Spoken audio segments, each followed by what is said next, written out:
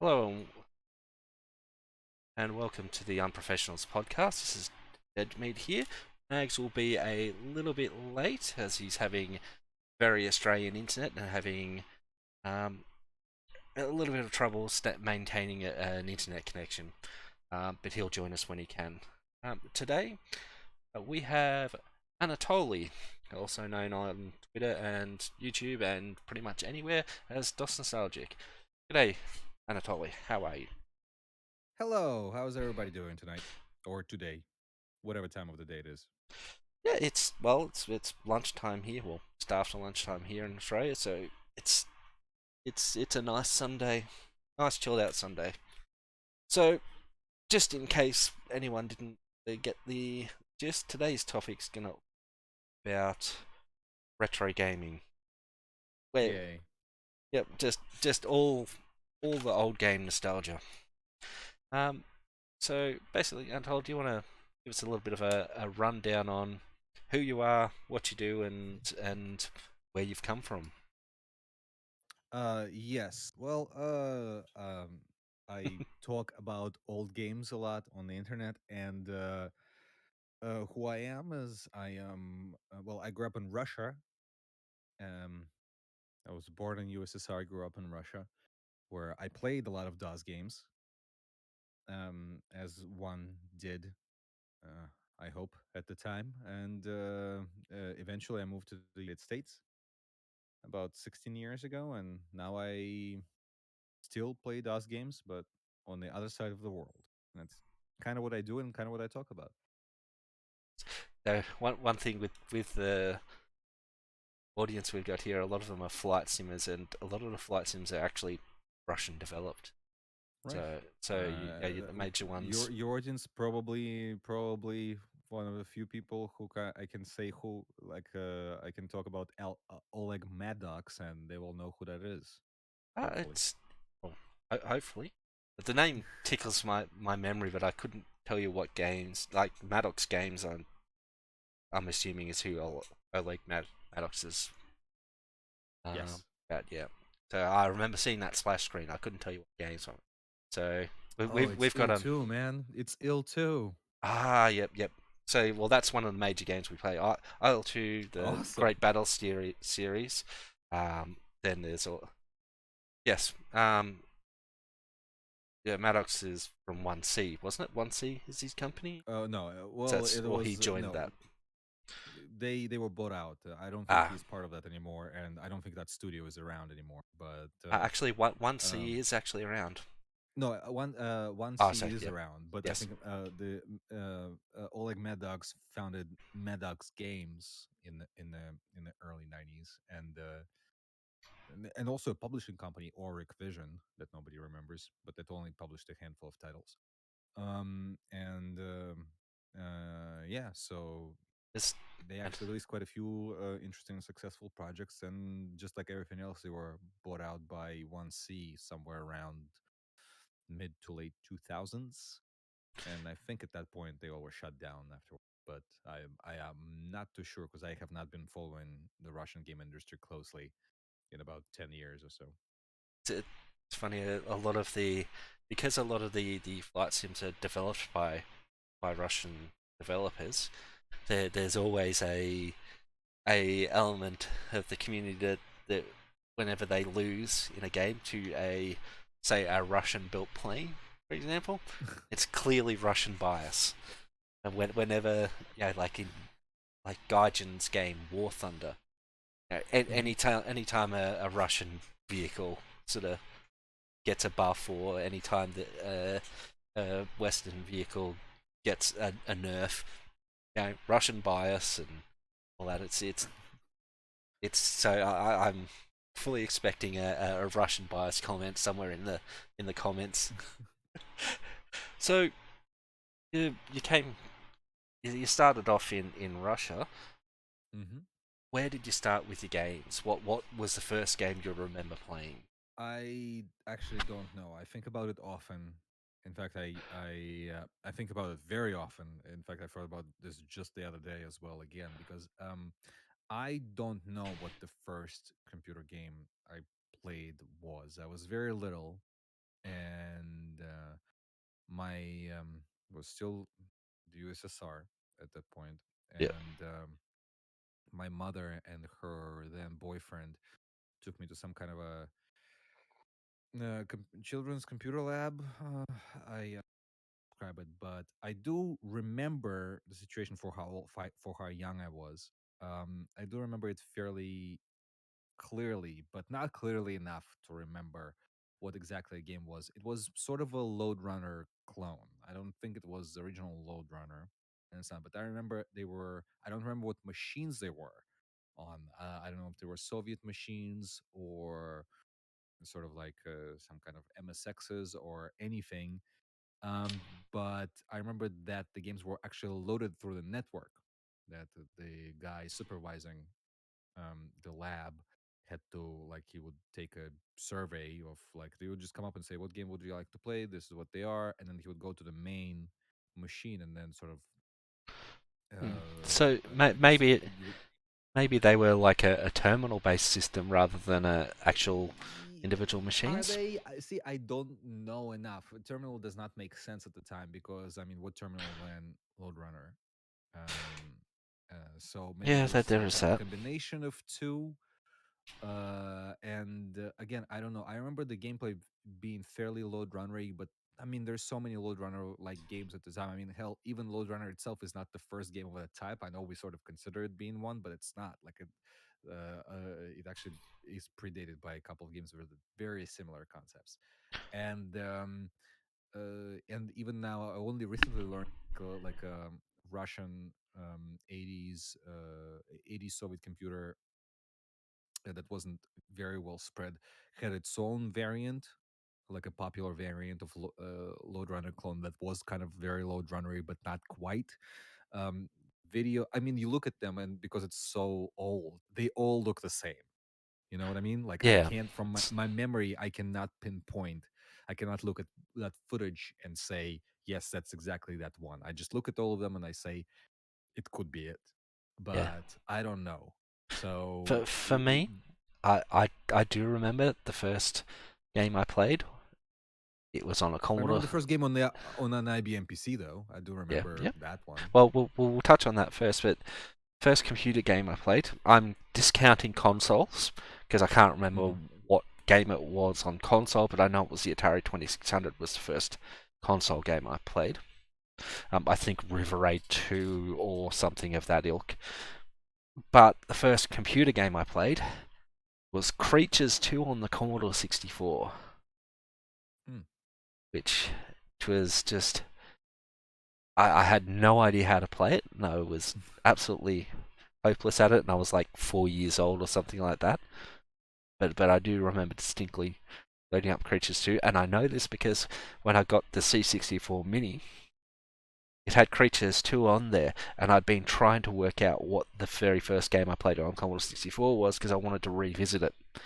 And I'm looking through the Right. games on there, and I loaded up Creatures 2, and I saw the splash screen as it was loading. I'm like, this is it. Oh my fucking god, I found it. Nice. That's It's always but nice to like realize that, right? yeah, it was sort of we're I suppose with it's now knowing just from listening to previous podcasts and of yours. Um, Anatoly runs the DOS Nostalgia podcast. You can find it on the internet. Well, one of the streams was going back and talking about how technology was sort of brought into Russia, Mm-hmm. and basically what we had over many years, you basically had squeezed into like a very A short number few. of years. Yeah. So just listening how much technology advanced for you guys, I thought for us it was just go at breakneck speed of oh shit, I bought my computer and it's only been a week and it's out of date already, kind of thing. But you guys was like I bought a computer and it was already out of date before I finished paying for it. Well, it's that there's multiple elements, right? In USSR, very few people could afford to buy a computer because remember, I recently posted somewhere. I think the average monthly salary in US dollars of a Russian citizen. Of course, it's Russia, it's post-Soviet, so the numbers are a bit more concrete, but they start from 1992, and I think for 1992 it's like $2. Yeah, Like it's for just like average, that's a month, that's monthly salary. So needless to say, computers were kind of out of question yeah, for especially in, well, specifically, let's say IBM PCs, right, which even at the time cost thousands of US dollars anywhere. uh but still, even when you couldn't have one at home, there were in sort of offices. And in Russia we had, I'm from a fairly large city, so we had what they call the science research university, being their universities, they're sort of technology oriented universities, but they're also research facilities as well. yeah, And my mom's boyfriend at the time, towards the end of the USSR, worked in one, and we went in one. They had IBM PCs there, and I distinctly remember playing the game arcade volleyball, which is like those two big heads on legs bumping a ball, like sort of. They play volleyball. yeah, It's a very simple game, two-player game you can play against the computer. It's in CGA with the magenta blue palette, and was originally actually published on a disc mag, through a disc mag, I think, or was it for Byte magazine? I'm not sure. There's an ad, found it. I actually traced the origin of that particular game because it's one of my favorite games. So of that time, so I wanted to know where it came from, and I did. Very basic game, but I was hooked. I just generally always liked technology and specifically games. They always went together for me. yeah. So I now, uh-huh. just to quickly interject, Mags has sent in through the text line that his first, the earliest game that he can remember playing was Choplifter. That's a pretty good one. That I remember playing that on the Atari 2600 and being absolutely terrible at it, which is pretty par for the course for most games I play. Um, but you said you remember your first DOS game. Hmm. What was that? Well, that was the one. Oh Arcade yeah, volleyball okay. was what. So that was That was DOS the then. one.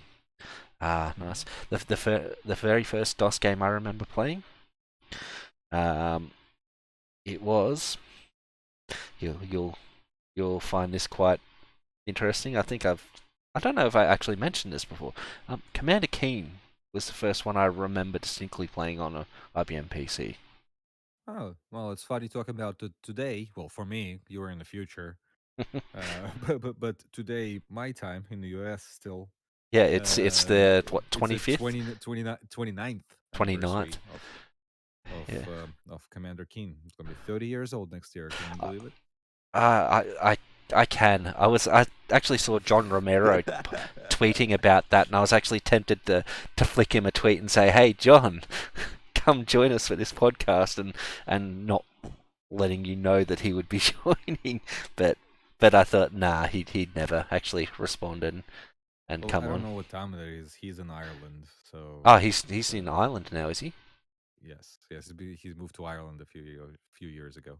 Uh, was that why he was selling off all his Doom Yes, stuff? yes, and why Yeah. he was signing it so he could sell it for thousands of dollars. So sell it for thousands of dollars and also not have to lug it with him. Yes, John Romero will sign your hat, your $10 hat, and will sell it for $600, Will and he make everyone will be happy. will he make my hat his bitch? I don't think he talks about that one anymore. Well, I wonder why. That was a funny time. it's all right. He's forgiven. I mean, he says he has nothing to do with it, but all right, okay. Yeah, it's just that some of the marketing stuff for games that I mean, I've it's seen. really not that bad. I mean, I am a big sort of fan well, I say it amuses me to go through a lot of 90s advertising, right? I regularly Oh, post them on Twitter, it's and sometimes they are legitimately often, but some of them are just amusingly bad. yeah, it's Like it's so many of fantastic. it, I'm actually very surprisingly like my biggest thing is like I look at some of them and like some of them don't even have game screenshots. They're just those like gross out concepts, right? Like it's very weird to see how many of them don't have anything about games. Like they thought it's just gonna ride on Yeah, weird concept advertising. And in that pantheon, John Romero is about to make you his bitch is not really one of the worst because yeah, there's some really awful. yeah. I remember seeing you posting the one of the advertisements for, I think it was Harvester. Harvester Was that is you? a pretty good one. Harvester is a pretty. I like that ad campaign. Yeah, it I was like just that like game too. I'm a Harvester apologist. uh, it always looked.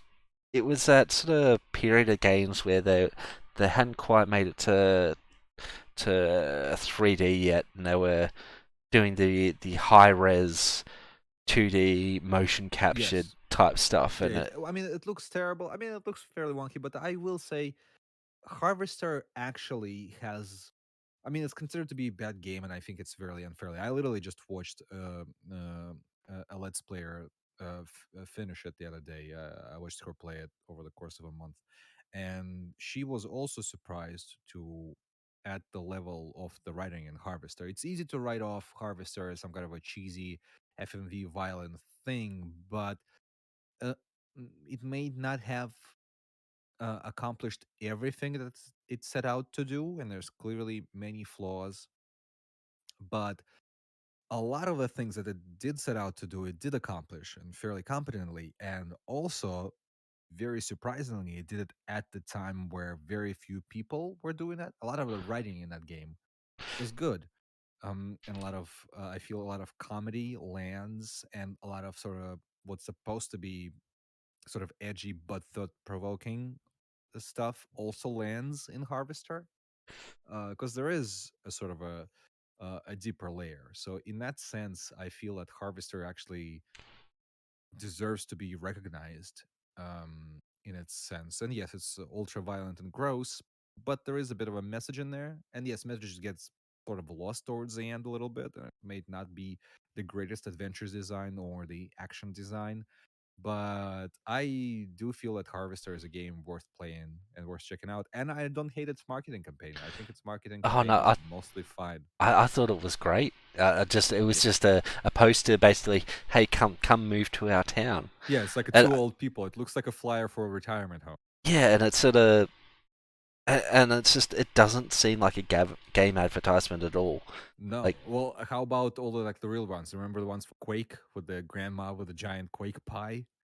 and two sets of identical twins? yeah, Like it's just the real what the fuck thing, but yet it's and there's no screenshots for Quake uh, in that thing. It just says Quake is the most important game of our time underneath, which is ballsy, but not exactly untrue either.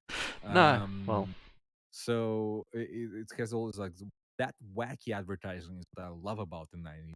What's bad about it is when it just goes all the way over and it just shoots around the end because it's they thought being edgy is just so cool and it really doesn't work out that way. Like there's a lot of things about like domestic violence and killing and everything, and you're just like you look at it now and you're like eh, it's a bit iffy. It's more iffy than funny, but a lot of it is funny, and a lot of it is just crazy. Just you look at it and be like, "That's how they thought they were going to sell it." That's like the most surprising things. yeah, it's a Like I love that the one that I post all the time for I always forget what sound card is it. Was it give your ear something to scream about? Because was that Gravis go Ultrasound or no oh, no? no that Graph Solar Sounds has a Uh, fairly oh, close they to the were ground like grounded ads, but it's the one that I always post. It's like a blue bold lady and they Photoshop her mouth over her eyes, and it's an insanely freaky image. And it just like to me that's like a pinnacle of 90s advertising where it's just like it's just so weird, but it's very eye catching. I don't know if it's sold any units. Judging by the fact that I can't even remember what sound card it was, probably didn't. But I certainly do remember that ad, though. It's a very striking image. Yeah, I'm just quickly scrolling through your Twitter feed, seeing if I can see it. Do you? I can probably find it and send it to you. But I mean, I originally tweeted it like 5 years. Keep retweeting it, everyone. Yeah.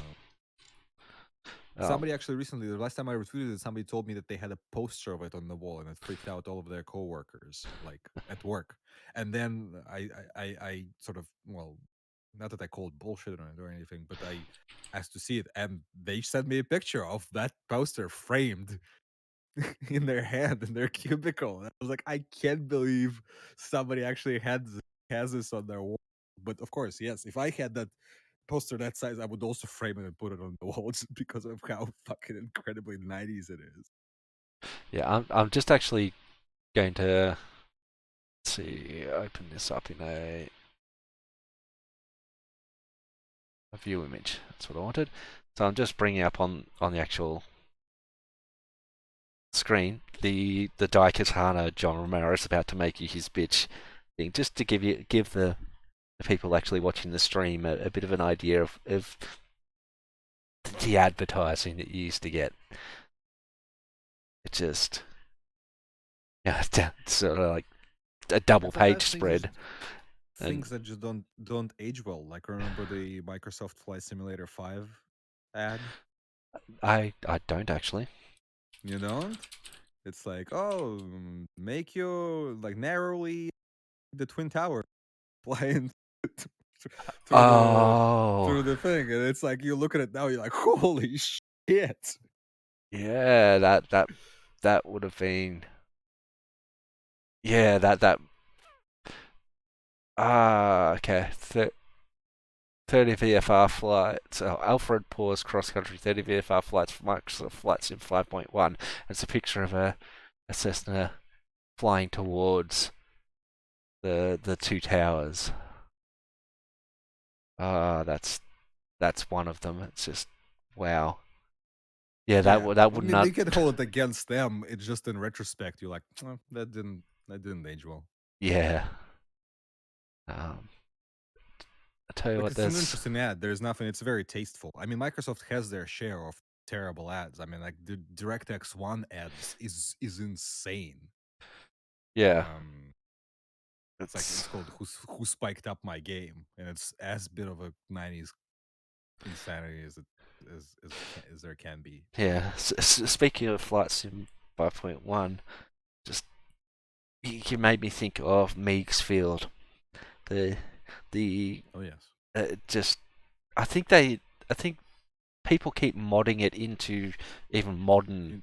In, into the new ones, it's Um, just so legendary. yep. Ah, okay. Yeah, no, I've just been linked to the one that you. Yep, that's the one. That's one. Yep. So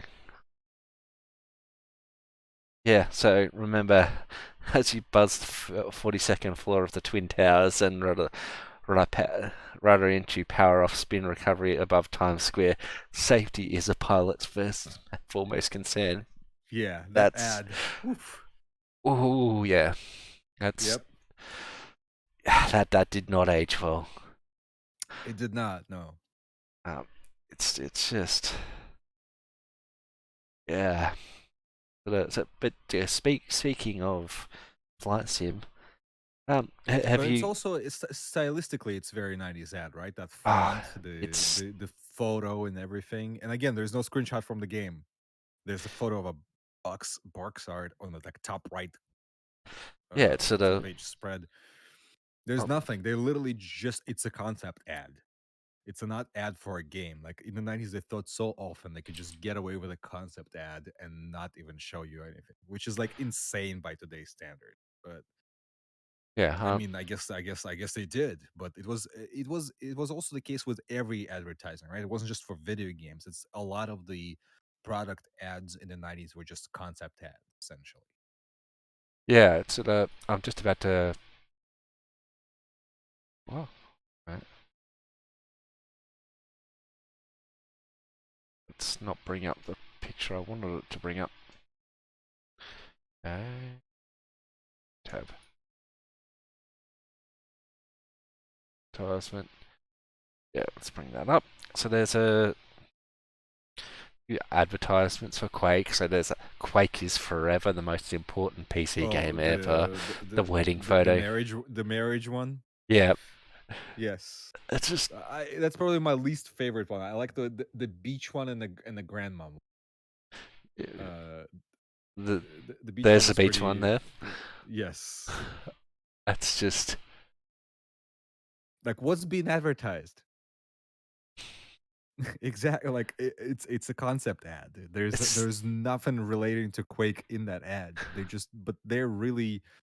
But they're really like getting you with those ads. At that's least yeah, because it's they're just so bizarre, and it's the same woman over and over.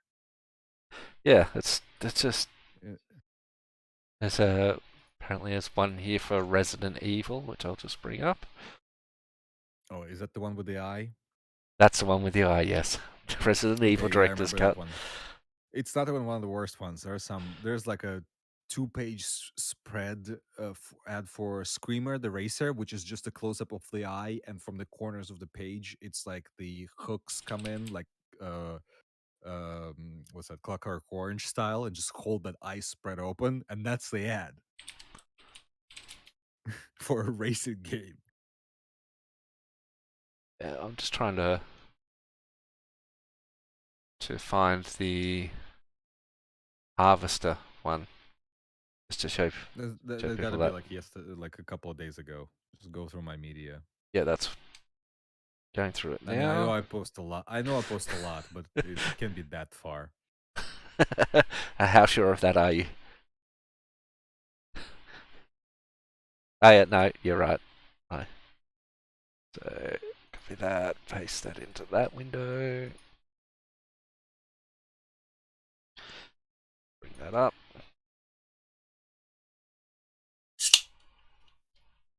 So there you go. There's a. Have you ever thought of moving to Harvest, the heart of Middle America? But like what I do say, like let me find like a really let's see. I want to see if I can find like a really cringy one, like more of a if you're gonna show some off, then like we showed some that I say I like. We might as well say what I mean, that the ones that cross into slightly iffy territory. This is not. I'm going to Yeah, direct message you a link I've, for it. yep, sure. I've just put up Oh. a picture from Harvester, the game, and you sort of get an idea, and then Max is linking into pictures. The new Game Boy Pocket, seriously Oh my distracting. god! This is not a real ad. This can't be the real ad. It's an The American ad. Wait, let me zoom in. What's the prices are in? I refuse to believe that this is the real ad is from it? Nintendo. That Yeah, cannot. Nintendo would never go for this. I don't care how 90 this was. yeah. That's it's. I mean, it's using all the right fonts in there.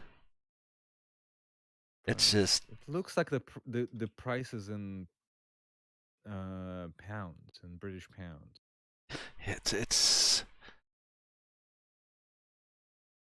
I don't know if I mean I've seen some edgy ads, but not that's like this from Nintendo. Yeah, yeah. That's that that. feels like yeah. Uh, Also remember one fucking beatings from your father, whatever the fuck that ad was. That was like a crazy ad, but I did not see this ad before, and I'm quite surprised. Yeah. So just there's the ad you just linked me to. The Can We Come Out one.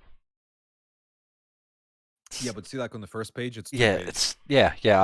I had the first page up on the stream In fact, it's not a first. two-page; it's a turnover, which is why I have them separate. It's not a two-page spread. It's like you have to turn it over to reveal, and that's like less on the cringy side, but Um, uh, but it's just something. Oh well, here then I'm gonna put up the Microsoft one, the DirectX ad, and then in the replies to that tweet, there is one that I was referring to for the sound card. So the listeners slash viewers can appreciate those. Again, like I don't think those are bad, but again, those are the kind of ads that entertain me. That I just think they're a little bit misguided, Just, but they're entertaining just because they're so crazy. just that's just that's that's so very 90s. It Um, is right. yeah, and Mags says the ad is real and it's from 1997. Ran for That weeks is before it was pulled down. Yeah, fucking crazy that that's a real ad it's just from Nintendo of all places. Like yeah. that's crazy. It's okay. I've got a link to a honest, legal, but decent. An image of a yeah. This is just a is a news article about that ad. Yeah, the young woman's half lying, half sitting up on a double bed with hands tied to the bedpost. She is wearing a short nightie, looking towards the camera with an expression of frustration, or is it fear? The new Game Boy Pocket, the strapline beneath the picture, it's seriously distracting. This advertisement for Nintendo would almost certainly shock your granny, but your teenage son? Probably not. Even so, the Advertising Standards Authority, the print advertising regulator, last month asked Nintendo to withdraw the ad after it appeared in loaded FHM and Viz. Hmm. Well, Wow. they picked their at least they picked their yeah they picked their um, publications correct. I mean, I guess, but I mean, like I remember when Conker's Bad Fur Day ads. They're pretty funny and they're pretty Ah, extreme, but but they Conker's weren't bad. Playboy. Yeah, Conker's Bad Fur Day, a fantastic game. I love that game. I like. Just I mean, I feel like it mechanically didn't age particularly well, but I do enjoy the presentation and humor and the fact that it is on a Nintendo. Isn't it funny how the version on the Nintendo console is not censored, that while the one on the Microsoft one is? yeah, that actually really annoyed me.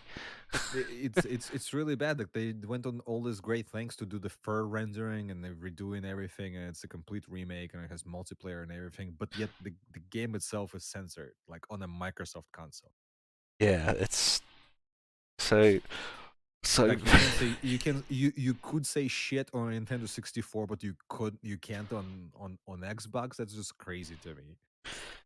Yeah, things have changed. I'm not sure it's for the better. Yeah, it's really weird, especially considering again it was a remake of game. Like the rating system is in place. It was rated mature, I guess. At least maybe they just wanted to bump the rating down. I'm not sure what it was rated, but I would assume Conquer just context wise would be rated mature. I I, I wagered. I'm pretty sure the Conquer on N64 was rated as R. Hmm.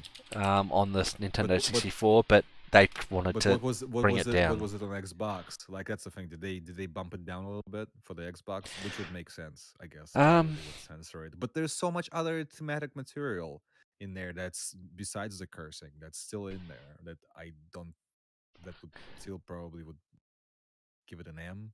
yeah, I'm not Yeah, I entirely don't know. sure. I don't actually. I mean, I'm an old man, so I don't I don't look at video game ratings. I couldn't care less. I never looked at So video game that ratings. just occurred to me right now that maybe they were censoring to bring the average age down for the Yeah, matches, it's but maybe they haven't. Who knows? yeah, it's And boom, my and net appears to be back up again. So hey guys. g'day, Hey, Mags. Welcome back to the podcast. So I've been Yeah, trying to keep an eye on you and fit your comments into the stream as quickly as I could. Doing what I can to try and give it. It's so unprofessional that I have to send text messages in on my own podcast in order to actually have an appearance on it. So the name fits. You were talking about Conker's Bad Fur Day. That one never made any sense to me, what they did to it on its re-release for Microsoft. It was Mhm. always a game that was supposed to be R18+, and they're trying to make it kid-friendly. There are whole missions Well, around there in that game that are I basically mean, it's not kid friendly, but maybe let's look up what the ratings were, right, for Live and Reloaded, because I don't actually know. Yeah, I quickly tried just before, but I couldn't find it. And then It I doesn't got the matter. Winding lazies. it back of any kind. Sorry, go. No, that's I'm See, finished. no, I see the cover, and it says rating is M. It's still M. Oh, okay. So nothing changed. There goes my theory. So Well, or it didn't possible. lower the rating. Is it possible that the ratings guidelines, like what you could Yeah, the get rating away with? standards changed. That is very possible because those That things are could have fairly adjusted. fluid. What do we got? But still, I mean, what you gonna tell me that you cannot say shit in the M-rated game? Like that's clearly not true because like Grand Theft Auto is not adults only; it's an M. Hell, that was like past. Like I remember, I don't know what do you guys remember was what was the first game you remember? And I don't mean like I mean like I played Gabriel Knight and whatever doesn't where like it featured occasional swearing, but like what is the first game you remember that had like excessive swearing? To me, I distinctly remember being fairly shocked at Max Payne 2. Because the first game didn't really have any swearing, and then all of a sudden the second game starts and it's like just like in the opening, it's like die Russian, die, why don't you fucking die? And it's like it was Define text or voiceover. Because if you want to go for text, I was a very, very, very naughty young bloke that played the first Leisure Suit Larry back on the well Amiga, no so I can but wind the clock right back. but but Well, but but I mean it doesn't swear at you like Mm. it doesn't really have any language. Leisure Suit Larry doesn't really have uh anything that would actually display like a swearing message. You can tell it to go fuck itself, and it would have like a reply. It can reply to you because it obviously anticipated you doing it. But in the game itself, it didn't really do it. But I mean, like there were games that use strong language occasionally, like what's this? Not um, is it the Orion conspiracy? Not is it? Yeah, the Orion conspiracy. Gabriel Knight. I remember like I Mm. remember Mark Hamill going like, "People are sick fucks, ain't they, Knight?" But like, but it was only to me in like mid 2000s when it became a lot like very pronounced. Mm. And there's an occasional RPG or two where it would have text dialogue, but again, but Conquer, right? Like that was like early 2000, about 2001, right? yeah, That just has I'm still trying to the, think of the first game because to be honest, as an Australian, I didn't pay attention to swearing because, well, I'll, the word cunt is used interchangeably with mate here. mhm. So it just, swearing, it didn't register on me. Like, I mean, the first game that I can think of that although I'm not sure if you can really call it a game, maybe more a tech demo, the first game that had any sort of swearing in it that I can think of was Dr. Spatzo by Creative Labs. Which, Oh, okay, well, yeah, I don't and, actually remember where it started filtered oh in, but fuck. back to Remember the Kingpin? I'm sorry, I almost forgot about Kingpin. Do you remember no, that no. the late '90s Quake 2 shooter by Zatrix? yes, The people yes, I who do did remember the that. actually fucking hell, Redneck Rampage has swearing Yeah, like they had the cuss pack it's in expansion the pack. cuss pack. It's like, so Yeah. instead of I'm gonna get you, it's like Packer, Shadow fucking. Warrior. What does it? Does Shadow Warrior? Shit. Shadow Warrior is like Yep. the same as Duke Yeah, Nukem. It's it's fairly only well, I remember tame. there's there It's wasn't like too many holy places for it. I shit do and remember. whatever. Shadow Warrior No, is no, just no. super You do. racist. You get told straight to fuck off. At one point, there's one of the scenes you I remember distinctly. it's not like I played this level too many times, but you jump into a shower with a young woman and do you want the wash wang or do you want the watch wang? Oh, Wash that's wang. And right. if you That's right. hit the use on her, she tells you to fuck off and then shoots you Right, with the and then she noogie. shoots you. Right. Yes. So that's like one of the. But yeah, and then Kingpin was like, well, Redneck Rampage is like full of swearing, but like in Kingpin, it's a Quake 2 engine game. It's like full of cutscenes. It's first person shooter, but literally like it has Cypress Hill soundtrack, and you can actually communicate with people. You have 3 buttons, and the 3 buttons for communications are: one is yes, one is no, and the third one is fuck you. And yeah, so yeah, maybe I'm jumping the gun on the whole Max Payne 2, but for some reason that didn't register to me in the 90s as much as it did in Max Payne 2. But I'm looking at it now at the box art, and Conker's Bad Fur Day for N64, right, 2001, is rated mature, Yeah, well, and so is Conquer Live and Reloaded. They're only 4 years apart. That's crazy. Yeah, that's exactly what I was about to say. but Live and I Reloaded was am released in old. Aren't 2005. we old? This is That's- fucking Oh, crazy. that's the Oh. term of an American president, sort of.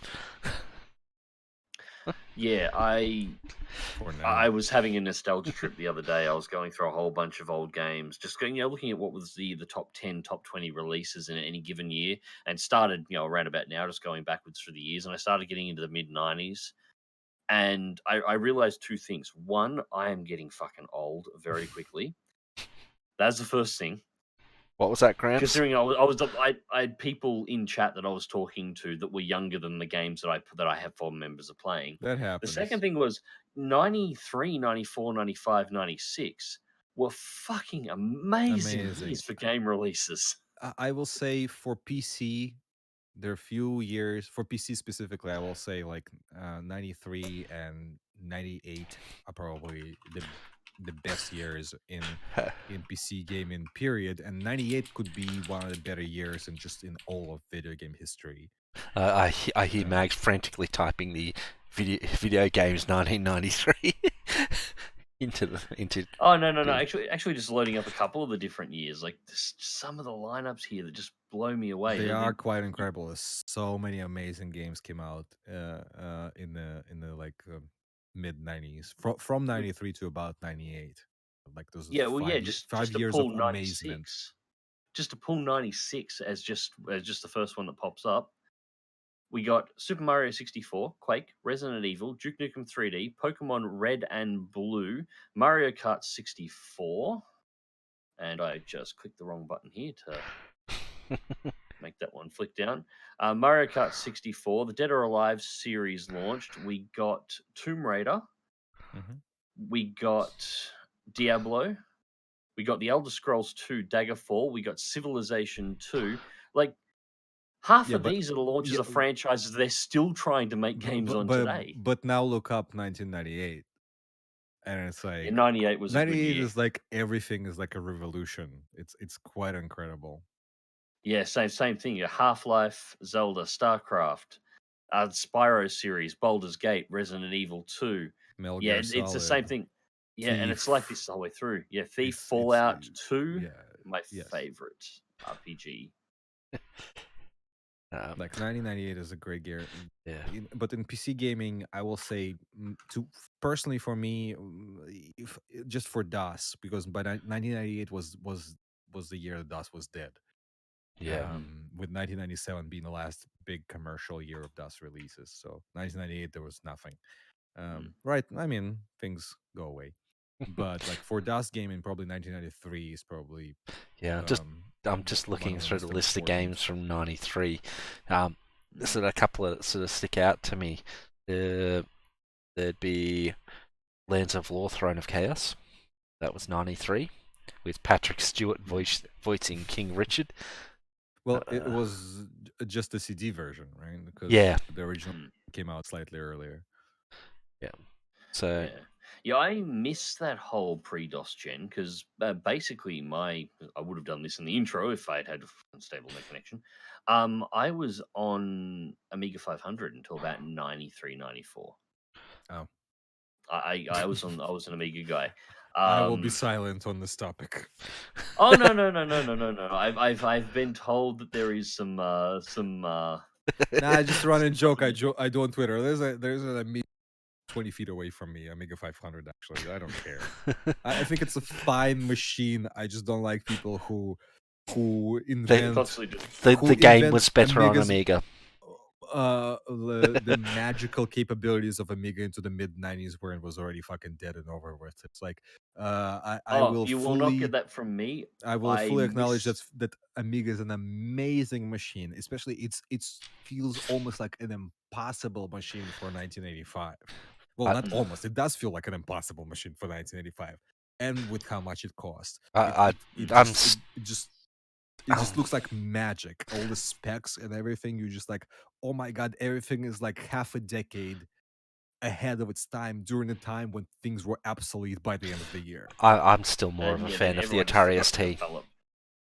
But well, yeah, I started on that one in probably, I think it was 1988. We got that, and we just never got another machine. So you weren't going to get much of that from me. I played all the Amiga games. I never actually had a like a PC based system, an IBM PC based system, until 486DX 266, and it took almost an act of God to actually get one of those. Not kidding here. A tornado in Australia, I might add, literally tore the roof off my house and flooded the entire house from end to end with about 2 inches of water straight across the computer system. And an insurance claim had to actually upgrade it, and they couldn't get an Amiga to replace it with, so we got an IBM PC. That's what it took me to finally get myself a PC. Yeah, just had to destroy everything for me to finally get a modern system. And then I had it all that worked until, but in the long run, and then I promptly destroyed that machine. Do you know it is actually entirely possible to get StarCraft 1 to run on a 486DX266? If you do not concern yourself with that. If you do not concern yourself with frame rate, and it doesn't run jerky, it just runs really, really slow. Is this a DirectX 5 game? I don't remember. No, it's direct. No. Oh, I'm not sure what DirectX version, but it was the the 2D version, part of DirectX, Direct Play, I think it was, or Direct something.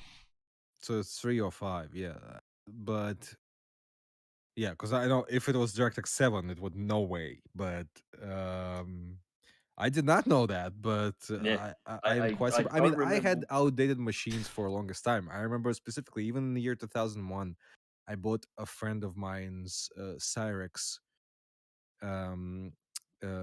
desktop, and that was the time where I played a lot of original Max Payne came out. I loved that game, but I legitimately remember having all the settings on the lowest, and then going like in between level loads. I think they would take like 10 or 20 minutes sometimes for the longest ones. Like I would go in the kitchen, I would make myself tea, make and eat a sandwich before the next level loaded, and the game was still somewhat playable. So that's why I played through a lot of them. I have a lot of fondness for Cyrix. I don't, but I mean, it was. I could afford it, so I probably should be fond of it. But it was the first Pentium class machine I had. I had a Cyrix PR166. I had Pentium 75 all the way until the good year of 2001. Yeah. So, but that machine served me well. Speaking of low frame rates, I started off my real-time strategy stuff on, well, at least a specific period, Command and Conquer on a 486 DX33. All right, so it's a bit below, but it's possible. I mean, let's face it. I mean, yes, okay, so it's a little bit. It ran. I'm sure it was a bit slow, but like maybe you wouldn't watch the video. No, the videos ran perfectly fine. Videos ran perfectly fine on the 33. Yep. Wow, I'm surprised. I did have a very fast video card. I didn't realize at the time, but I did have a fast video card. I had a Seeing Labs ET4000W32 Okay, all right. VL bus Well, card, I mean, all right. and I don't know why, but it ran the videos fine. At least I remember them being fine. Mm-hmm. But yeah, the gameplay was at the start of the mission. It was I thought it was okay, and sure it slowed down during when things got busy, but I thought that's fine. And then I played it on a Pentium, so I had a Pentium 100, and my mother still had a Xerox PR166, and I had a coax cable running through the wall out to my room. We'd get a network game happening of Command and Conquer, and it was then that I realized that no, it was actually really really slow. But that's the thing. You didn't really mind, right? Like No, it's the no, I same. played it and I still Same have thing. As fond long as it was memories. playable, you didn't really care. Like you didn't really obsess about Yeah, that, having that 120 FPS or anything. That came later. yeah, that's a very modern thing. It's like It's modern, but not really. People do forget how obsessed with frame rates we were in the late 90s. eh, Like I remember playing like Quake 3 on the CRT with like over 100 FPS, and being like, "This is amazing." Of I, course, I never got uh, that I bite. not personally, it wasn't mine, Yeah, but like I To was be the fair, place that's where I something could that do that. I don't think that's something that ever really went away. I mean, you have a look today; it's no better for frame rate. I mean, if you talk about some people, you go into some areas and they talk about 30 FPS, which is perfectly fine for most gaming if you're It's all right. not too concerned with anything.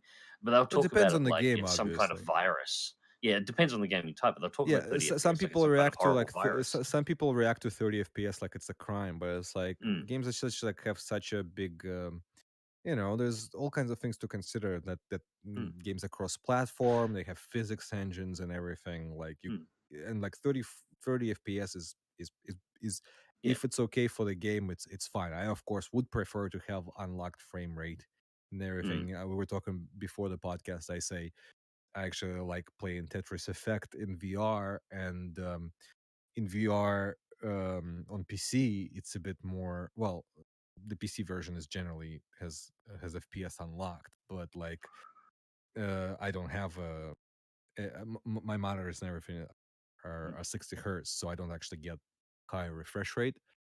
But when I'm in VR, it's 90 mm. frames, right? And you can sort of feel the difference between 60 and 90 frames, even when you're Yeah. playing Tetris and stuff. Mm, So it helps a little bit, but like at the same time, I've been playing games for my whole life that are like 15 frames a second at best. mm, I play a lot of old games, and I don't care. It really depends on the game. I mean, the original version of at 35 mm. FPS, it's half of the 70. VGA refresh, Wolfenstein 30 is the entire 70. You can get less, but you cannot get more. It's always 70 FPS. If you're running on a fast processor. And again, it depends on the game, and I don't think it's a crime for a game to be 30 FPS locked. Um, if it's appropriate, better to not be locked. But if it's locked, I don't care. Mm. Yeah, it's really for me. It's only really about Twitch shooters and flight sims. I like to have them at the highest frame rate I can possibly get because obviously that helps with how they feel. But Right. if I'm playing an RPG or something, I could not give Yeah, I two couldn't care shits less. about what the Adventure frame game, it rate could be is. 5 frames a Yeah, second for all yeah, I it doesn't know. matter. Yeah. Um, and even it also depends on context of the flight sim. I mean, I used to play again. This is going to be bringing up a Amiga game, although I'm pretty sure it would have rolled out on IBM as well.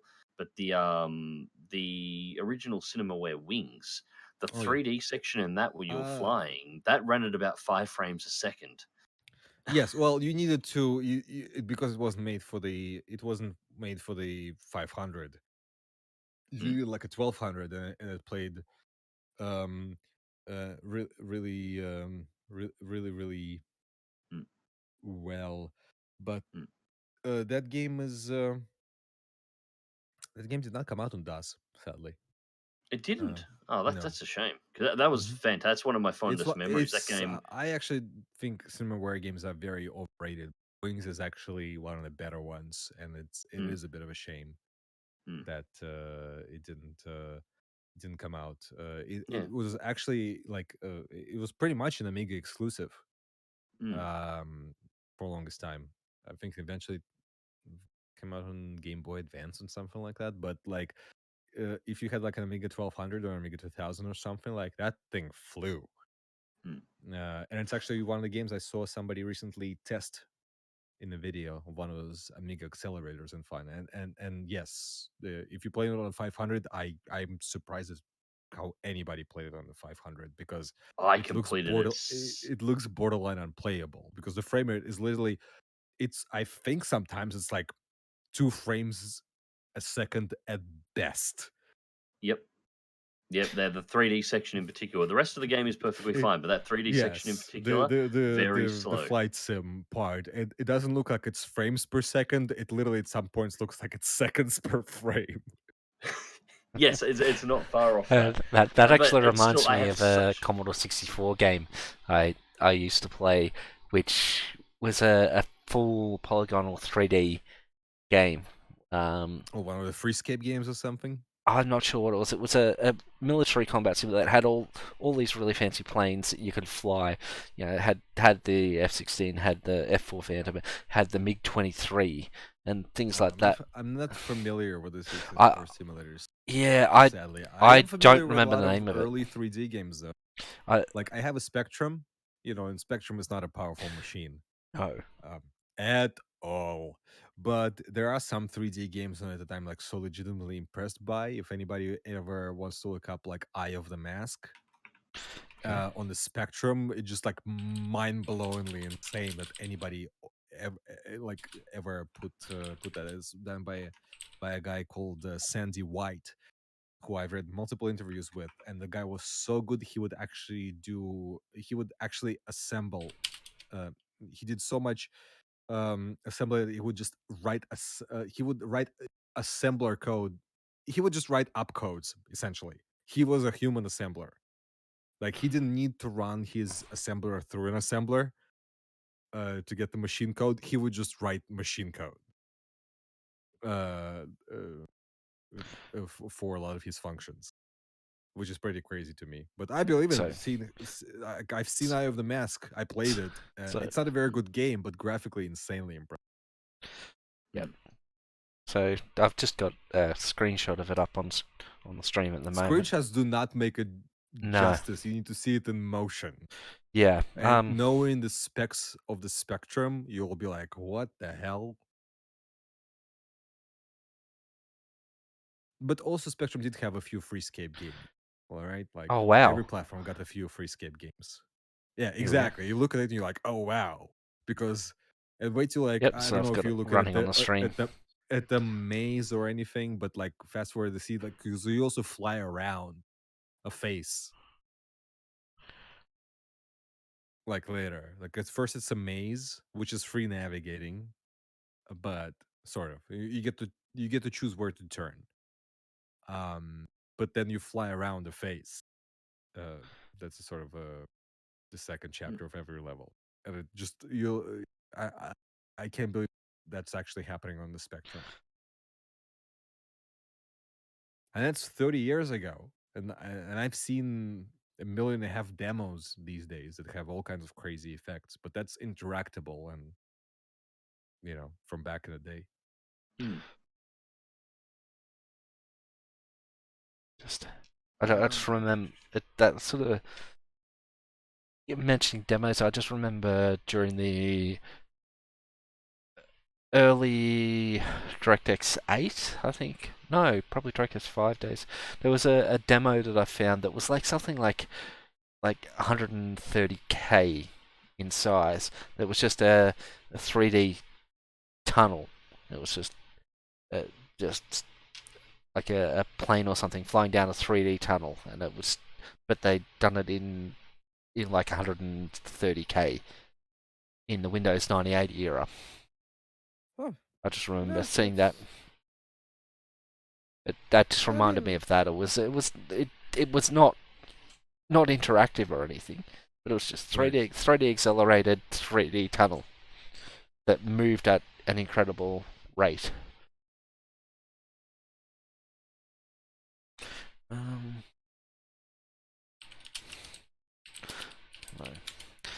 But have we lost you again, Mags, or are you still there? No, no, no. I'm still here. Still here.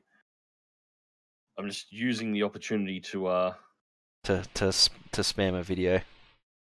get a video up while I've got the chance before the net goes down again because I'm waiting for it to go. Like I know it's going to. Yep, yep. So But I'll keep going along. well, I'm also perusing the advertisements from the '90s here at the moment because yeah, some of well, these are freaking amazing. yeah. I'll flick him through to me.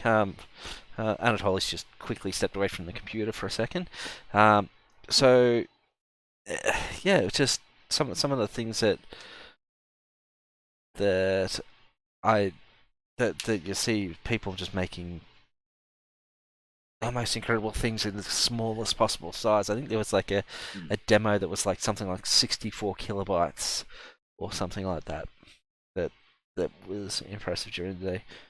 But well, what was the do you remember the first 3D card that you had in your computer?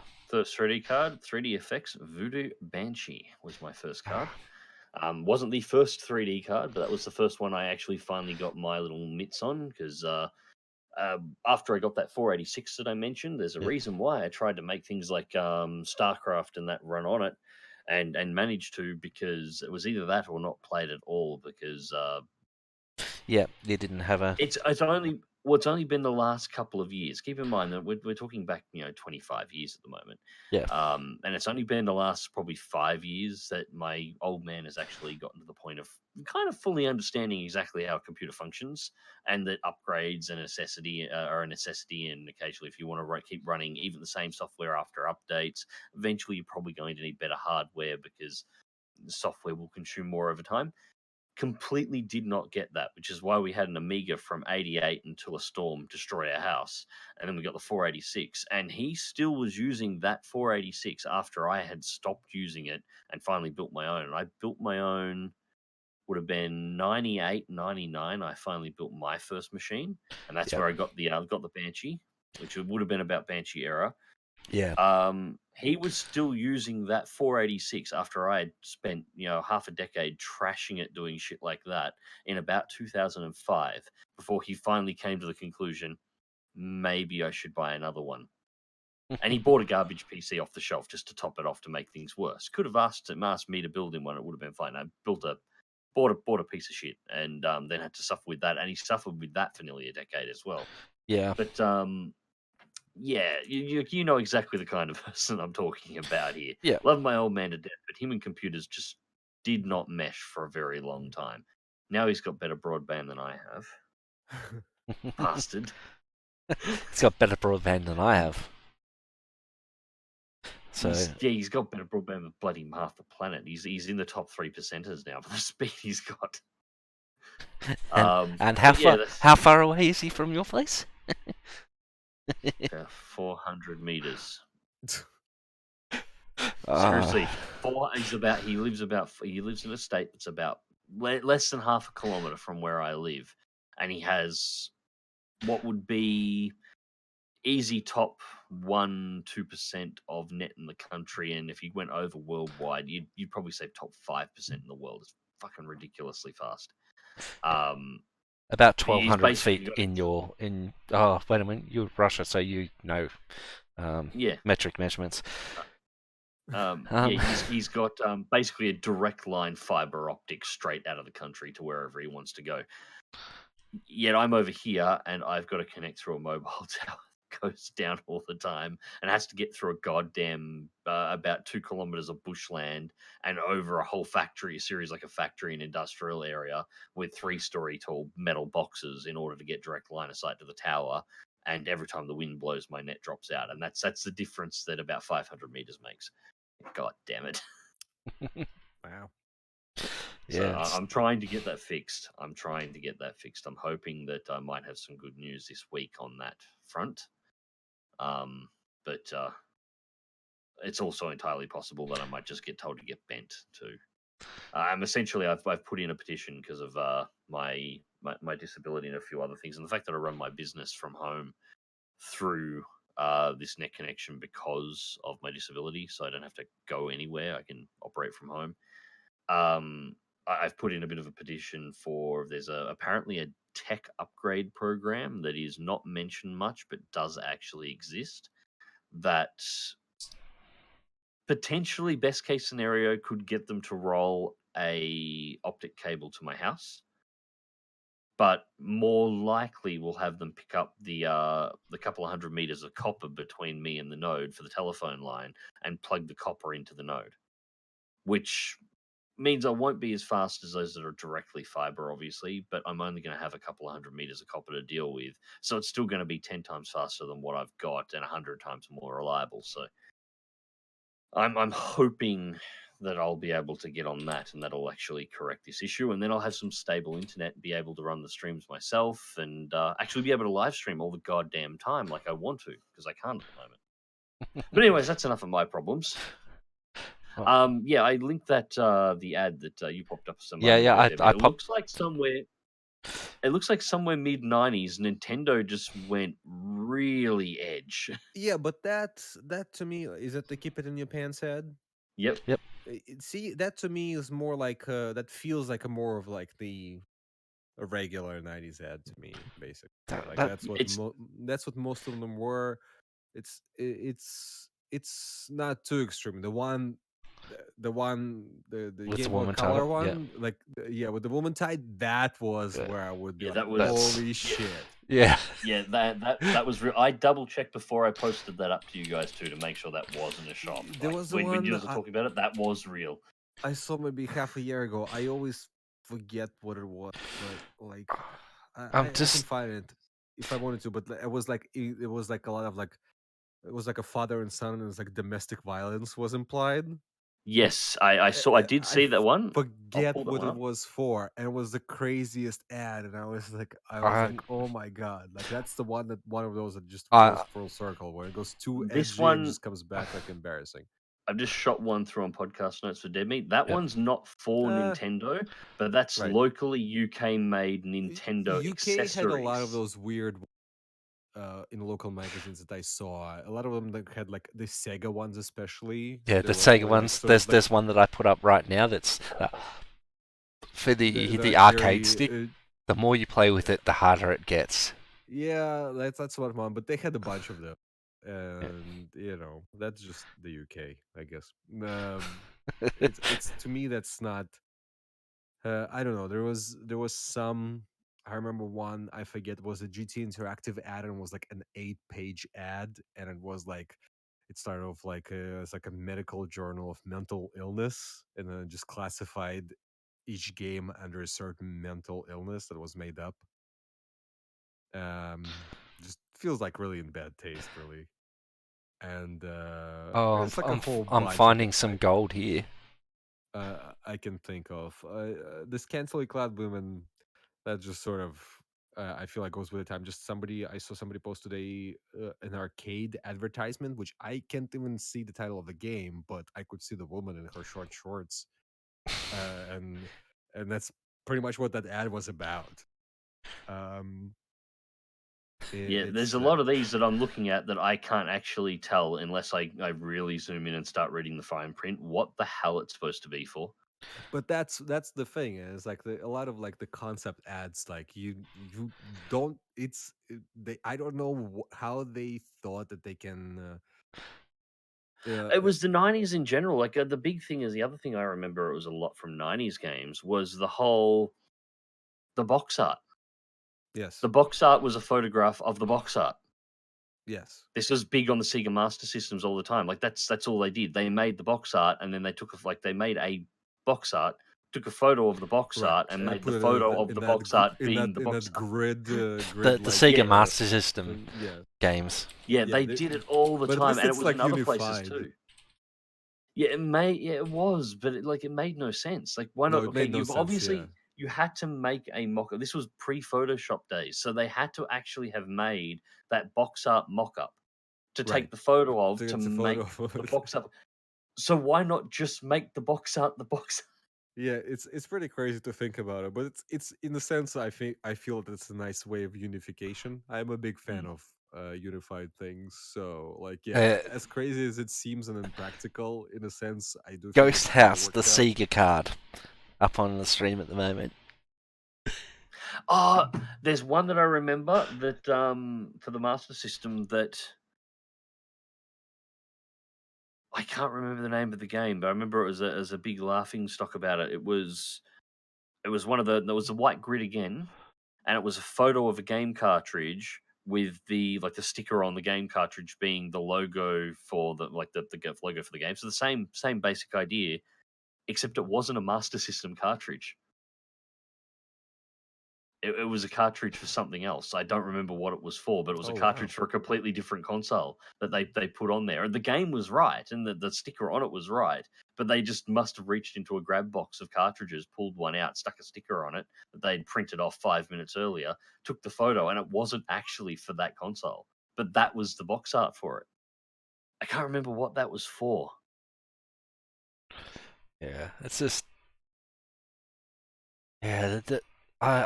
I do miss these days, the 90s for the advertisements, the I games, don't see everything. the thing as much as I enjoy it, and I enjoy anybody who knows that I enjoy 90, well, everything, Well, films, music, games, and a lot of yeah. things else. I cannot say that I miss it. Oh, there we go. I Can found you it. put this one up? I'm putting this one up. Yes, give me a second. Because that's a crazy ad to me.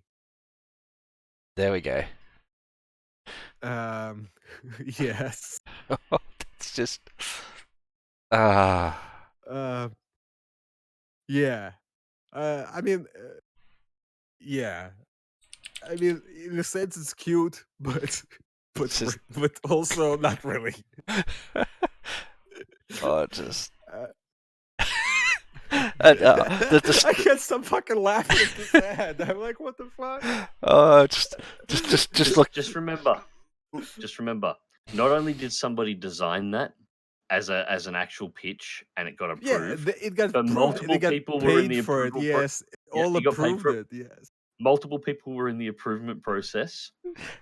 The game developer would have had to agree with the advertiser on it Nah, as see, the well. game developer did not. I've seen a lot about, especially recently. There was some He game that didn't. somebody posted one of those '90s concept ad. They say they cried when they saw the printed ad. But in Uh, the end as well, the ratings board had to approve that as oh being the ad yes, as of well. course. It's just So It's pretty much everybody but the developer. But also, now that I've seen that story, that's the developer posted. It was a few months ago. I forget which game it was. I can probably look it up if I really think about it hard. But it was some game I think in the either on Game Boy and the Super Nintendo, some Nintendo game, and the ad was very edgy '90s. They said how they cried and they were disappointed and everything else. But like, yeah, this literally touches on like imagine you're a developer mm, and you're seeing this ad for your game. I I would spit really chips. wouldn't know how to.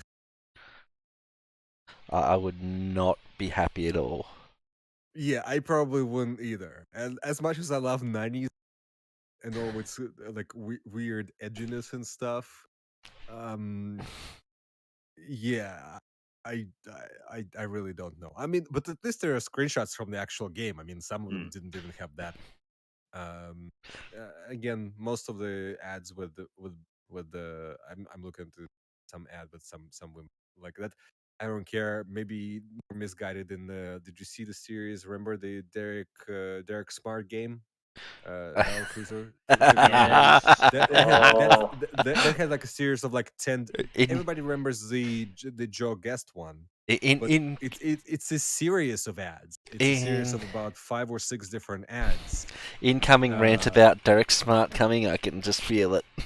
uh, no. I'm going to save that one for the Star podcast Citizen, we yeah. do when Star Citizen Squadron 42 finally I comes haven't out seen as him a online thing. in a while. He got blown the fuck out, But basically. well, it's that. But he joined maybe a year ago the big box PC collectors game group and stuff, and I haven't seen him even active on it in like 9 months at least. Yeah, he Yeah. got blown out really hard online over the whole Wh- Star Citizen stuff. What did he Um, do now?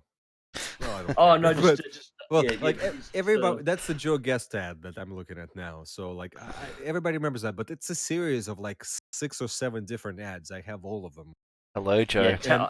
and most of them are actually even not just 1 page, but 2 page ads, and they're like, there's a lady and this Can, come can, on, and she's like taking something off, and then it's can like, I? not now, honey, I am launching the photon torpedoes or whatever the fuck. They're really dumb ads, but see, like stuff like this I don't really mind, because as misguided as it is, I don't think this is I particularly like harmful or insensitive versus let's like be the perfectly honest. Knowing Derek Smart's personality, he wanted that ad done just so he could be present at that photo shoot. And you know what? I'll be perfectly honest. As much I as I don't don't like blame the him. man all that much, I can see where he's going with this. I'm a big fan of Joe Guest, so Yeah, yeah, I can see that, and I'm appreciating it right now. Um, you know, it's whatever. It's probably wasn't the biggest. I mean, it's an ad that made an impression, but it's not even that. That again is not the silliest ad out of all of them. Like I think the other ones are a lot more silly. It just, this one is, everybody remembers this one because it's the one where Joe Guest has no panties on. There's the two side of it, and there is a version of it too where they actually went through Where and they did painted a in, yes. very primitive Photoshop and painted some I knickers think back there's a on her. 5 or 6 ads. I think I've posted almost every Battle Cruiser 3000 AD ad on my Twitter throughout any given time, and you can see Mm, them. They're really silly. Um, v- yeah. very 90s, but again, like that's not that. That's not like the serial killer stuff. That's not or whatever. I Mm. remember one where But it's like a mother if and a you took son. away if you took away the box art for Battlecruiser AD and say put a Oh, it Maxim can be magazine in that spot and anything. and It dropped it can into the be, middle of a Maximum mag, it would yes. it's a yeah, it's a really nice shot, and I say that seriously, like Yeah, but it's a this can nicely be an done ad for photo, and it anything. It could be yeah, she really wants it. I don't know. What's yeah, an just any an insert Railco Philips razor? You know what I mean? Like it could be an ad for literally anything. mm, It's a drop in. It's a very 90s ad in that sense where the product doesn't really matter. They're trying to make the ad mm. more than anything else, for sure. just yeah. I'm looking through for some more of those as well. It doesn't look like there's too many more, and it looks like the rest of his ads are all kind of boring, to be perfectly honest. Now I just want to go Well, and look at just like the game. it's not the game sort of sucks, sadly. But Well, I wouldn't say the game was boring. I would say the game was non-functional. See, I own well, that. I also own the Universal Combat that he made after, which was oh, just the basically a remake afterwards, of it, yes, and neither of them work. yeah. I have screenshots. I posted. I found recently a whole bunch of like screenshots from the version of from like 2 years prior, Mm, before the release, and you can tell like how much, just based on those screenshots, you can tell how many permutations it went through, mm, because it looks like it's, well, obviously it's 2 years prior, but it's also like, it looks like it's a completely different game, basically, which I'm sure it was. Um, but also, Joe Guess is a huh. fine model. Yes, a very Oh very yes, fine model. But yeah, it's there like is. I've been a fan of her stuff since I was um since I was young. Seen a lot of Joe Guess. Yeah, I this wonder what. one's a little less edgy. I'm just curious if you could picture Disney doing an ad like this for the next Star Wars game for EA, something along those lines. That's fine. It's from a series. There's about also like about 4 or 5 of those for Mm, each different game, and I that's fine. But those are like the 80s games. mm. They're like these I find cute. It's the 90s that S- sort of take that and really push it over the edge often. Yeah, it was sort of the late '90s where things started going really haywire. I think, wasn't it? Yeah, Or but was that's also when it started.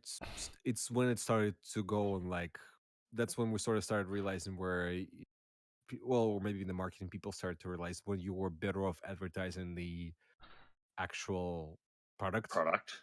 yeah, Mm. versus just doing crazy ad, and that's why in the early 2000s all of that disappeared, and all the games went to big print ads. Holy fucking shit! Is this one of the British fucking sign? Is this real? I don't that- know where this comes from, but this is that apparently does look very much like It does that. look like a That's British that is a Genesis British ad. thing. Yeah, Yes, my God, British Genesis ads are insane. yeah. Sega does what Nintendo don't. Oh God. Although, given that one with the woman on the bed, I'm not so sure that Nintendo Yeah, like oh my wasn't God, like willing to I've never rise up seen to. that until today, and I'm so surprised that that I haven't, because I mean that's quite an ad, to say the least. It's it's impressive. It's just give me a little time on the internet. My Google foo is very good for this kind of stuff. clearly. No, I have a bunch that I have posted um over the years. It's a 'Cause that's oh yeah, there we go. Yeah, how do just you advertise? I'm um. DM you. If you just copy the link and post it into that podcast notes channel. Yeah, I can, but it's on my two different machines. Ah, okay. So yeah, that's why it's easier for me Yeah, just DM it to me on Twitter. I'll to do it. do.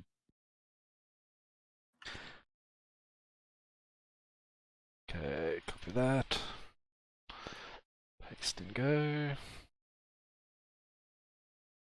And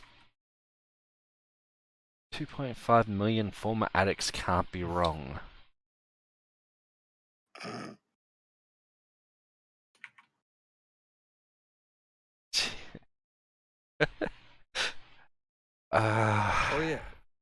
Oh yeah, like how about this one? What's being advertised in this?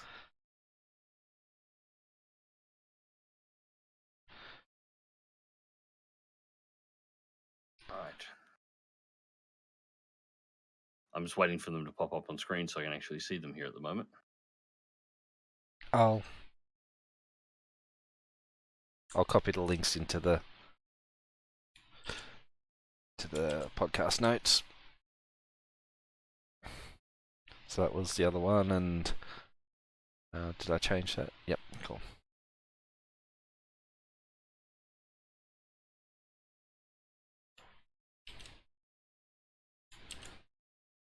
And this is the current one. Yeah, I was so baffled by this one. Just And then there are ones that are just bad. I'll send you one that was just like, okay, it's not neither edgy nor nothing. It's just like, what? yeah, that's It's like it's trying and it's failing on literally like everything.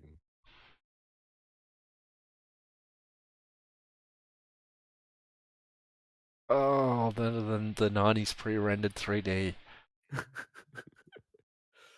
Ah, that's just it does spark memories though of a little, I believe it was French game called Little Big Adventure. Oh god, that the ad for the second one is crazy. Ah, Because it's him have and you got his it? wife laid in bed, and it says, "Do you remember your time?" Little Big Ah, Adventure 2, and it's like, what? have you got that? I'll put that one up because that's I don't have that ready to go, but I remember it very vividly. And that's not an American ad too. Like but it's also like it's the same as the French ad. So that's the one that originates in France. But it's also, remember the one with the Crash Bandicoot and a whole bunch of models. And it's uh like, I think this I ad is do implying remember that Crash Bandicoot is fucking a whole bunch of models. uh, uh, each to their own. uh, This turned into like don't this turned into the iron 90s fucked up kind of podcast. That's all right. I'm entirely cool with this. This is so the bit that's really scary is I'm actually remembering some of these ads. The one you posted that I posted up before that you linked through the Here we go. I remember that Battlecruiser 3000 AD ad, and I remember the soccer ad just before it as well. So yeah, check this one out. That's up on stream now. It's in another language. I'm guessing German by the, or maybe one of the Scandinavian countries. Probably one of the Scandinavian countries. Not sure. Either way. I have no idea what that is supposed to be. Like game wise, I have no idea what they're selling. Well, they do have two little screenshots in the bottom corner. Yeah, but considering the time frame, like that could be a Leisure Suit Larry game for all I fucking know. I have no idea. I'm guessing it's not. I'm guessing it's actually probably something relatively wholesome. But ooh, actually, here's a. This one, I believe, looks like it may even be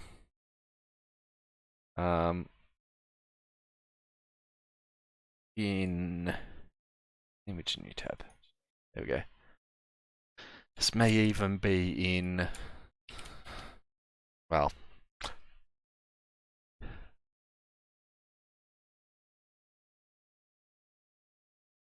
so many different languages, the same ad.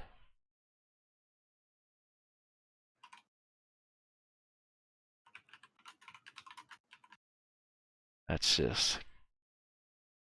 some of the things we find.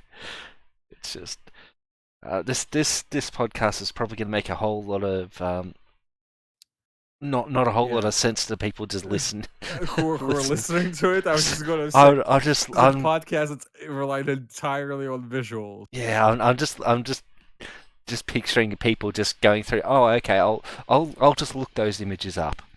Yeah, Google it later. I'm sorry. We're sorry, people. I'm not.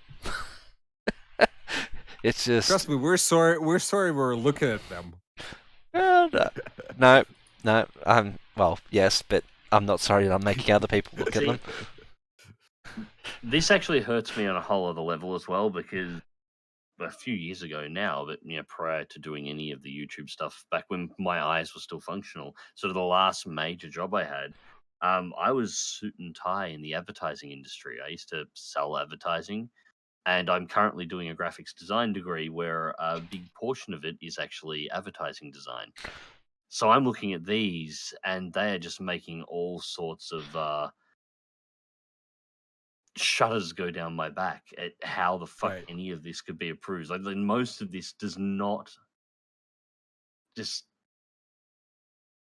Yeah, it makes no sense whatsoever. The funny thing is, I actually just popped up a thing and actually rolled back to 80s ads. The 80s ads, in context, make more sense to sell a product than the 90s ones do. Absolutely. Like they're pretty basic ads, but I can look at the 80s ones and see, okay, that's the product. Usually it's got the price included as part of it. So I can see what the price is, and half the time they've got a picture of the gaming system on there. So I can see, yep, that's the gaming system, that's the game, that's what it's supposed to be. Very few of them seem to have screenshots, although some do. It was probably because it was at the time it was also hard to take screenshots. Yeah. But at least you know what sort of the idea, like the ad that I linked to, like the one with the toilet. What the fuck? Yeah. Like, that's actually an ad for it's a game ad, but it's actually an ad for a sound system. Did you get that from looking at that ad? I didn't know what I was looking at. No, I did not get it. Exactly. It's such a giant what the fuck. Yeah, it's like a bass subwoofer fucking record. I don't know what the fuck that is. It's a multi-track recording, the tape recorder, 8-track. Okay, so it's a multi-track recording system. Who is this ad for, and what is it advertising, and why is it in a gaming magazine? With a no, I'm wrong. No, I'm wrong. I'm just seeing the 8-track recording system. So 8-track to I think they're just cassette tape. That it's been used. The system has been used to make this game. Who is this ad for? Yeah, and Like, what I've is only just noticed. advertising? What's Just, the product? Is just Drowned God good because of this system? Is it because they put the fucking condom on a mic and recorded the toilet? What? I don't get it. Why does this ad exist? I own Drowned God, by the way. I own that game in the box. I I did just, not buy it because of this ad. yeah, I just have no idea what the fuck. That's just the biggest what the fuck of my life. yeah. Looking up in the top right-hand corner of that picture, it has a bazooka, and it has a Right. picture of one of those cylindrical Yes, subwoofers. but it's what it's called, right? The system is called the bazooka. I'm not actually even looking at it myself. I just going through from my memory, uh, Yeah. but like yeah. What? So it's advertising the sound system, but it's using the name of a game that What? nobody fucking played Yeah. What? to to advertise it, and also, so is this for audiophiles? Is this is this supposed to be funny because they put a condom on a mic and recorded with a Well, straw funny you say while you that. listen? I have actually put a condom on a mic on more than one occasion. No, I understand, but this is also almost like if you've seen the making of Mist, which happened like 2 or 3 years prior to this game. This is how they did the swamp sounds. It's Yeah. actually in that making of. It's a guy in a toilet blowing blowing bubbles through a straw, and they're recording it with a mic with a condom on. Yeah. Is this a reference to it, or I don't think so?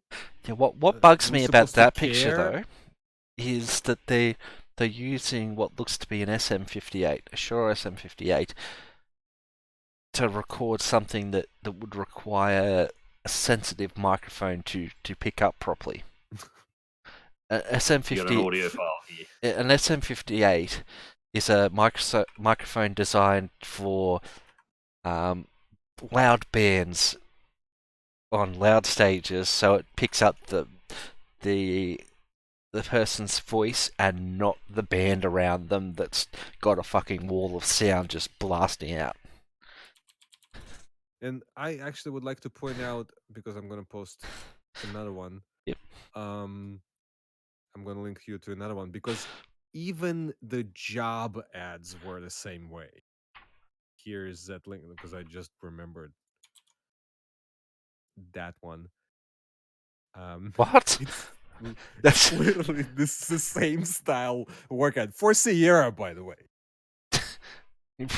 what? It's just okay. So for the people, I'm I need to going see to this. actually describe this one for the people listening to the podcast and not watching the VOD of it. It's a picture of a toilet that's flushing, tinged green. It has the Sierra logo and Sierra thing in the 90s, yeah, mid 90s font down the bottom. Kind of reminds me of Caesar 2, that kind of era. Anyway, it says, "Where's your career going? You know the score. It's shit or get off the pot." As the world's largest designer of electronic games, Sierra sets a standard in new technology. We need a dedicated, enthusiastic, and energetic engineers with solid skills in C++, who think that creating the best-selling kick-ass games is even cooler than playing one. So cut the crap, check out Sierra. Projects involve Windows 95 using Microsoft Games SDK and MFC. Minimum 2 years of programming experience required. Send your resume to, and it lists a number of addresses. So, which I assume are And you know addresses for offices. what's funny? It doesn't look like this is a prop toilet, right? Oh no, that's very, very Yeah. clearly a toilet. So you can see the I think it's slightly just out of place toilet at tiles. Sierra. Yep. Mostly because of the tiles. You could see like they put the shit stains in just for the ad because it's the 90s, but no, I don't think so. But looking at the tiles, it looks like a tile work in a normal bathroom. Yeah, it looks like somebody just wandered in, taken a photo, wandered Exactly. back out, stuck it on the computer, or possibly scanned it on the computer. They may have just taken a Polaroid. Well, it looks like they Scanned it probably over. lit it and shot it, because it doesn't look like it's post-produced. It looks like they put the green filter over all Actually, white. At least to me it does. Looks like It they actually could lit it be. to me because the bottom left of the toilet is still white. Yeah, Like that's true. the reflective part. It Like, looks like it'd they either be some stuck it really shitty Photoshop stuck. work. To me, it looks like they stuck a filter because it's clearly one You, light, right? It's one light in a stall because you can see the yeah, shadow. yeah, that's what I was going to say. It's either really, really, really shitty early Photoshop, or they literally pulled a flashlight out of wherever they had it in the office To and me, stuck some that green looks like cellophane what they over the front. did. Yeah, that they look Yeah. green film over a thing and just took that snapshot, and that was it. That's just amazing. It is so bizarre. Wow. I just want to add as well, I kind of miss Sierra a little bit. But this is like Yeah. post takeover Sierra, I'm pretty sure. Yeah. Oh, it's Like right just, around that time when they pushed Ken Williams out. Yeah, that was a shitty time. Yeah, yeah, and those are the ads that they ran with. Isn't that fucking crazy? But it's crazy. Like this is a hiring ad. How many levels of crazy is? It's yeah. I'm lost for words. I can't believe it. That's and it's clearly in a computer games magazine too by the look of the screenshot. I am almost certain that's from from the games developers magazine, actually, from like that first year. Mm. Oh, so speaking of Sierra, well, it's called Caesar 2. Mm-hmm. Did you play much of that? Me? Yeah. I played a little bit. Mags, did you see it? Or know that Caesar game? 2, I know Caesar 2, I never really played a huge amount. Yeah. So I don't have much reference here. Yeah, I just remember watching a friend playing it and thinking, oh, this looks like a pretty cool sort of Roman themed, city builder. And then he went to the outside map and started marching his troops somewhere. I thought Caesar 2, I that was think pretty cool. it's a pretty cool game. So, Probably a better game than Caesar 1. I never And played probably one of Caesar the 1. probably one of the better like Sierra published games. Yeah, it's So yeah, it's interesting. I'm I'm trying very very ineptly to sort of get us off advertisements and onto games. I know. Because games we can talk about, whereas if we keep on the topic of advertisements, we'll just keep finding more and more ads to just pump up. I've got to pay. No, I just decided. as do I. But I feel I think I filled my quota of 90s ads for the night.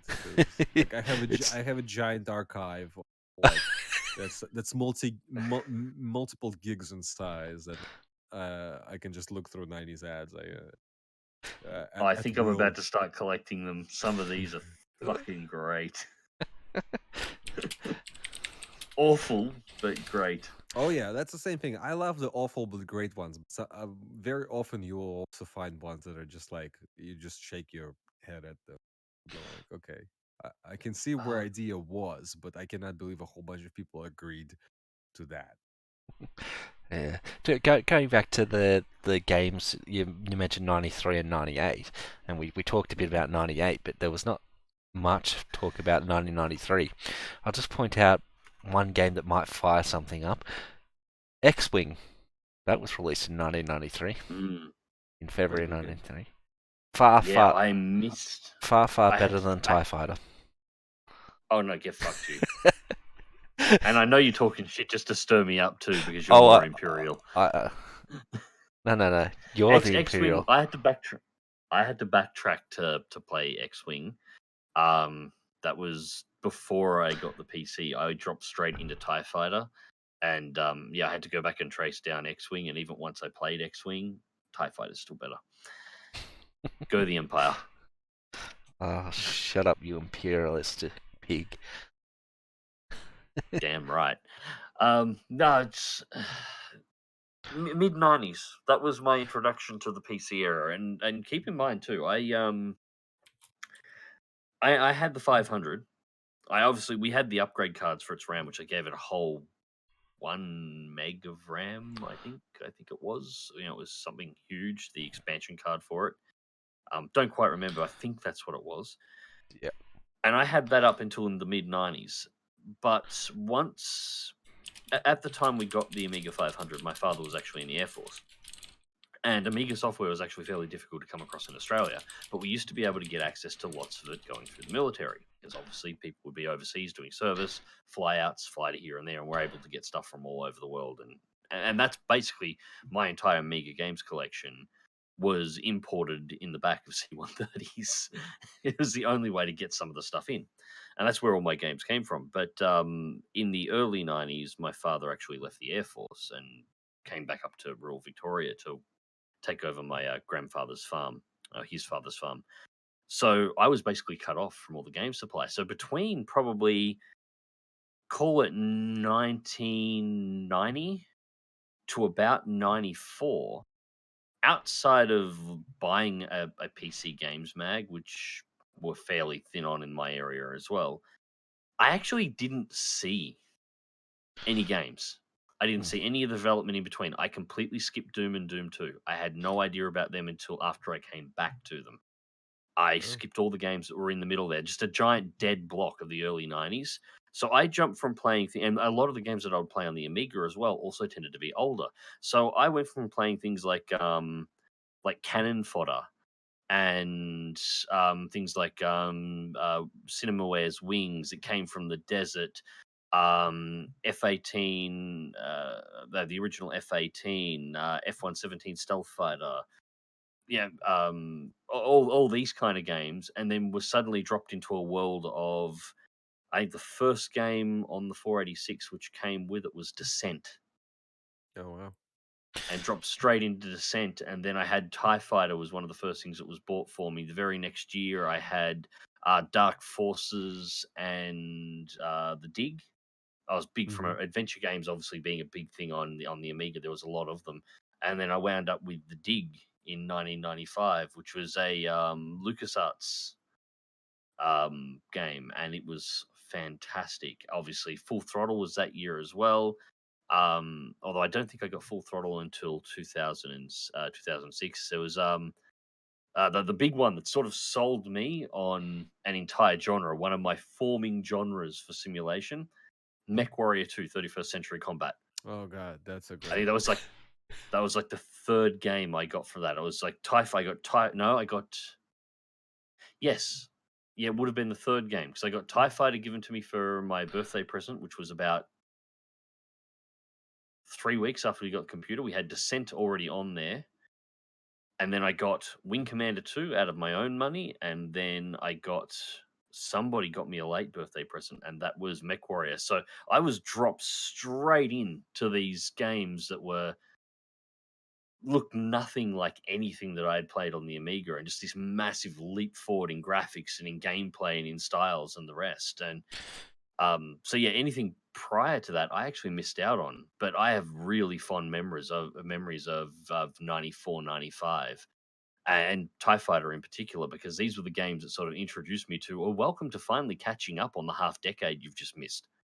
Yeah, but it's fine. But also remember, Hmm. at that time, it's like games from like beginning of one year to the end of that same year would on computers, on home computers, would be like drastically different. It's really Yes. crazy how fast the technology advanced back then.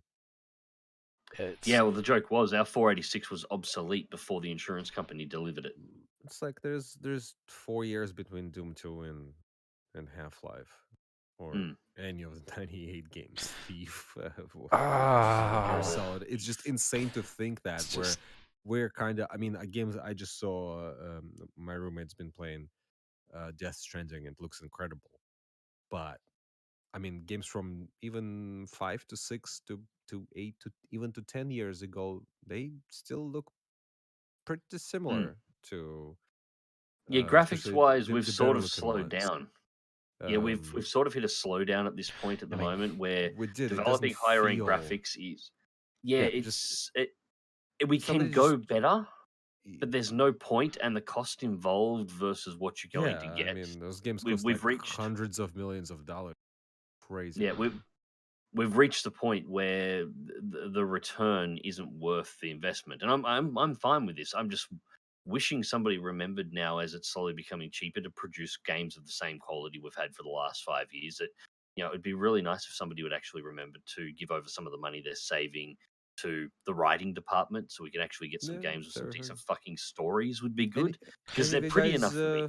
any of you guys play Control?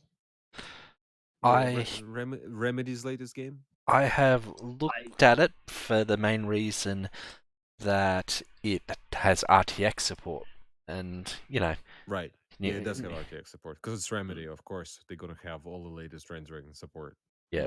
So and I do recommend it. Control is actually pretty good. It's yeah, like a smaller scale Remedy game, but a very very high production value. So the graphics are mm. really good.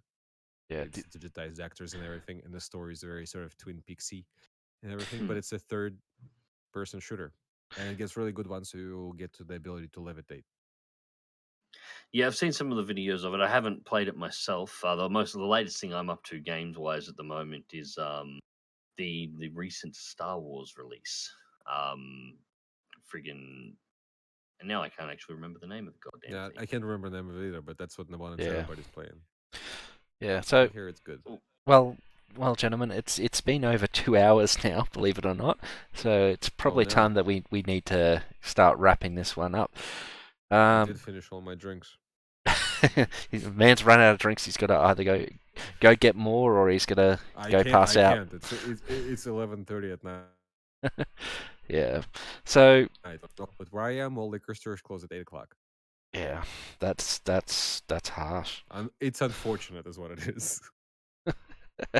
I think they're out to midnight here, depending on where you go. But I am if you're looking for moving. drinks, if you're looking for drinks at midnight and Well, you've I mean, started I can early go and it's to a because you've ran out, bar, but you've probably got a I can problem. go to a bar, but I cannot go and purchase a bar.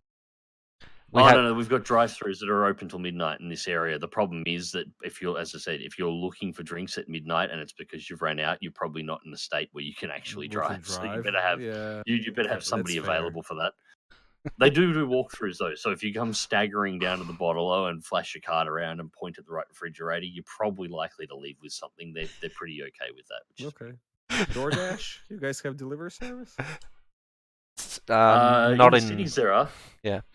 Not my area, but in the cities there are. There's probably a couple of places. Actually, there's probably a couple of spots where you would be able to get 24-hour delivery of alcohol to your front door. The, Pay Wow. for there by credit are card. there are Those places places are here where I am. dangerous. There are places where I am that does do that. Although I think they didn't get enough traffic because they charged for the delivery and it was not cheap. Hmm. So It's different. I mean, I don't mind paying for a delivery. yeah. You know, So doubling the costs. yeah. So anyway, so just for the stream, so Anatoly can be found if you want to poke him about DOS games and maybe some more 90s advertisement. I'm sure it wouldn't be hard to get him to tweet a few of those out. You can find him as DOS Nostalgic on Twitter. Well, anywhere pretty Yeah, much. yeah, Mostly on DOS Twitter, Nostalgic. but also anywhere else. Yeah. So Mhm. DOSnostalgia.com is the website. There's DOS Nostalgia YouTube channel.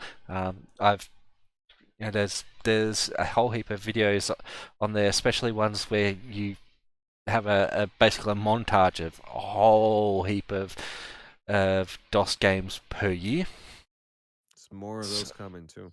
Yeah, which I'm looking forward to that because they always spark. Oh, I remember that game. So yep. So hit him up and check out his content. Also, don't forget that Mags doesn't want to have to rely on YouTube, so don't forget to check out his Magsware store and Display stores to buy all his merch. So I don't have to hear him whinging about what fucked up shit YouTube's doing this time.